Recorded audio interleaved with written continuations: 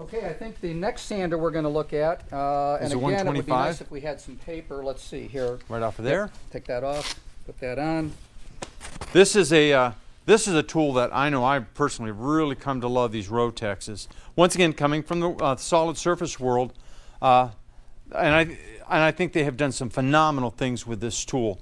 Once again, you have a simple port which to attach the vacuum.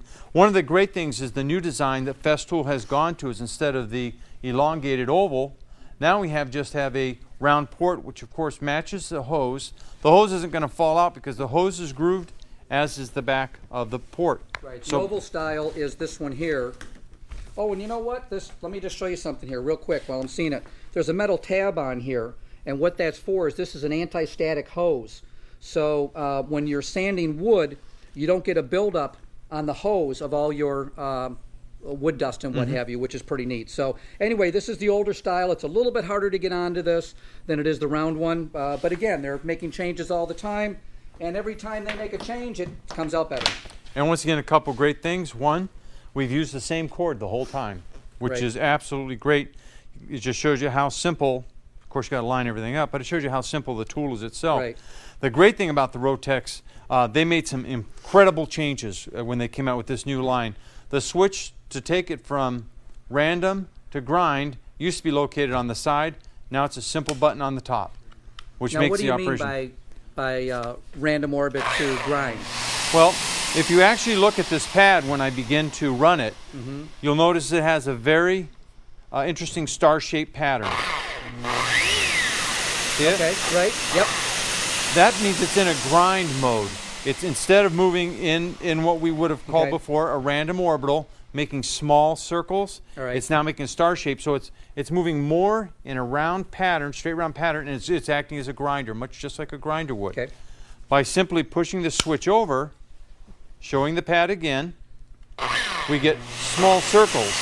If you look at the pad, the little dots form little circles.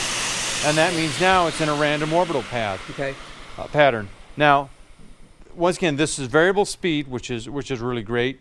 But what is really cool about this is when you get it running, and let's say you're trying to take out a deep scratch, a gouge, or maybe even trying to level an even spot because of a seam or some imperfection in the material, by putting it on grind, it removes material very rapidly. Right. It's in a very aggressive mode now, not a good finishing mode, but a cutting mode. Right. But I can turn it off, just by switching it over. Now it's in a random orbital. I can hold it just by the hose and it'll go nowhere. Okay. If I tried to do that in the grind mode, it would run off because its cut is so aggressive.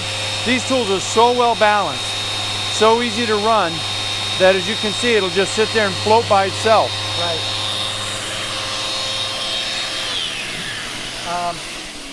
One thing I want to point out, I mean, you're always talking about solid surface, but when you're using this in an aggressive mode for wood, if you're doing like working on a boat or something, we're going to grind off a lot of material, or fiberglass, it'll grind it right off, and then you can switch right over to the random orbit mode. So it's really it's great for wood, fiberglass, solid surface materials.